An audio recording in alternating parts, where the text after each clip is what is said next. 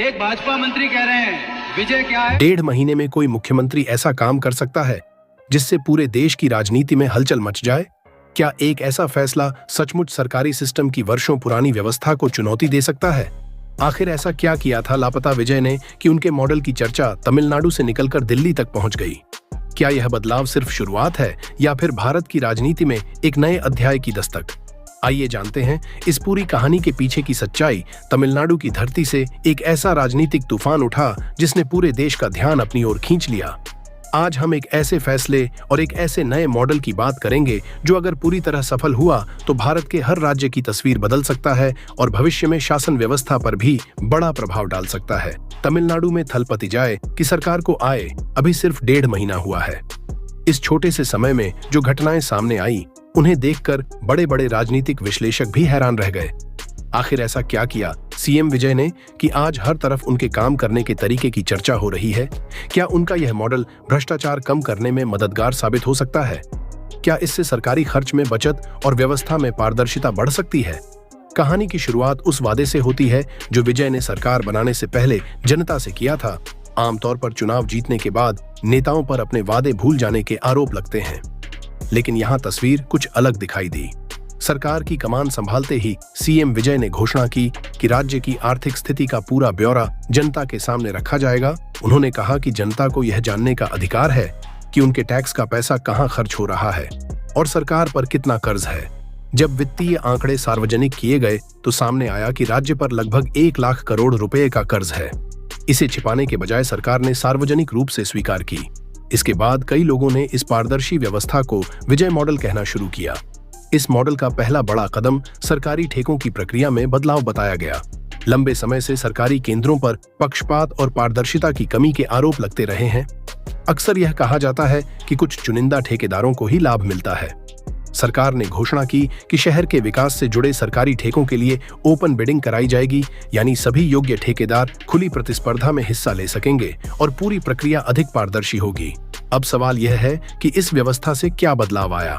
Media रिपोर्टों के अनुसार चेन्नई नगर निगम के सड़क मरम्मत कार्यों के लिए हुई ओपन बिडिंग में कई ठेकेदारों ने सरकारी अनुमान से लगभग 25 से 30% कम कीमत पर काम करने की पेशकश की। इसे सरकारी खर्च में संभावित बचत के रूप में देखा गया। इसे एक उदाहरण से समझते हैं। इलाके में सड़क सुधार का एक प्रोजेक्ट था जिसकी अनुमानित लागत 25 लाख रुपए तय की गई थी। जब इस परियोजना के लिए टेंडर जारी हुआ तो 9 ठेकेदारों ने इसमें भाग लिया, लेकिन इस नए पारदर्शी सिस्टम का असर यह हुआ कि 9 में से सिर्फ 1 ठेकेदार ने सरकारी लागत से अधिक कीमत की बोली लगाई, जबकि बाकी 8 ठेकेदारों ने अनुमानित लागत से कम कीमत पर काम करने की पेशकश की। जिस ठेकेदार को यह टेंडर मिला उसने सरकारी अनुमान से 25.9% कम कीमत पर काम करने का प्रस्ताव दिया। इसका मतलब यह हुआ कि जिस परियोजना की अनुमानित लागत 25 लाख रुपए थी वह लगभग 17 लाख रुपए में पूरी होने की संभावना बनी। इस तरह केवल एक छोटे से टेंडर में नगर निगम की लगभग 9 लाख रुपए की संभावित बचत हुई। यह उदाहरण केवल एक इलाके तक सीमित नहीं रहा। इसके बाद जब पेट में एक बड़े प्रोजेक्ट के लिए ओपन बिडिंग कराई गई तो वहां भी ठेकेदारों ने सरकारी अनुमान से लगभग 25% कम कीमत की बोलियां लगाई। वहीं सोलिंग नेल्लोर के कुछ टेंडरों में यह अंतर लगभग 36% तक पहुंच गया। इतनी कम कीमत देखकर कई लोगों के मन में यह सवाल उठने लगा कि जो काम पहले कहीं अधिक लागत में किए जाते थे वे अब इतनी कम राशि में कैसे संभव हो रहे हैं। ग्रेटर चेन्नई कॉन्ट्रैक्टर एसोसिएशन के अध्यक्ष राम राव के अनुसार पहले कई मामलों में 25 लाख रुपए के अनुमान वाले कार्य लगभग 27 से 28 लाख रुपए तक की लागत पर दिए जाते थे, जबकि अब उसी तरह के कार्य 16 से 17 लाख रुपए के आसपास की बोलियों में सामने आ रही है। इसके बाद यह बहस भी तेज हुई कि पहले लागत में इतना अंतर क्यों दिखाई देता था।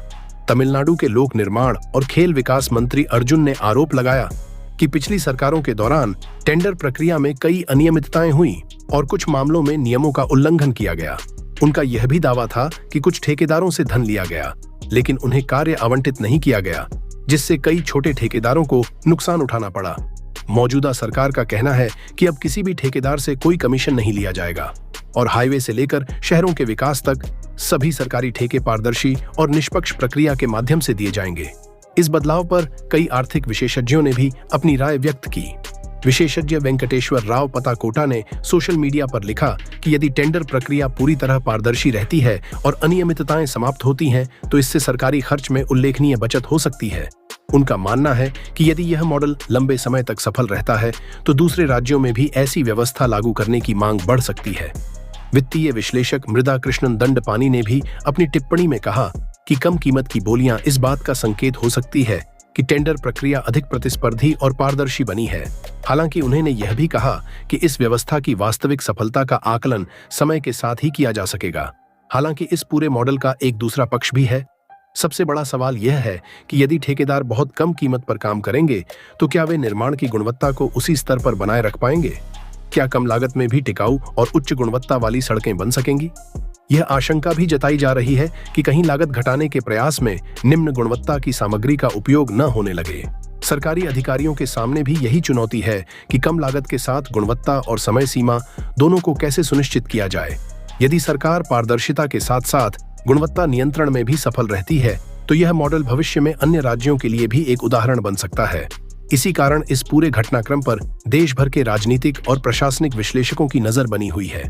कई लोगों का मानना है कि यदि सरकारी खरीद और टेंडर प्रक्रिया में पारदर्शिता बढ़ती है, तो इससे शासन व्यवस्था में सकारात्मक बदलाव आ सकते हैं। सरकार का कहना है कि यह केवल शुरुआत है और आगे भी प्रशासनिक सुधारों की दिशा में कई कदम उठाए जाएंगे। उनका दावा है कि राज्य की आर्थिक चुनौतियों को दूर करने और जनता को बेहतर सेवाएं उपलब्ध कराने के लिए लगातार प्रयास किए जाएंगे। अब सवाल आपसे है, क्या आपको लगता है कि सरकारी टेंडर में पूरी पारदर्शिता और खुली प्रतिस्पर्धा का मॉडल पूरे देश में लागू होना चाहिए? क्या कम लागत के साथ बेहतर गुणवत्ता बनाए रखना संभव है? अपनी राय हमें कमेंट करके जरूर बताइए। अगर आपको यह वीडियो पसंद आई हो तो इसे लाइक और शेयर करें। साथ ही ऐसे ही जानकारीपूर्ण वीडियो देखने के लिए हमारे चैनल को सब्सक्राइब करना ना भूलें। धन्यवाद।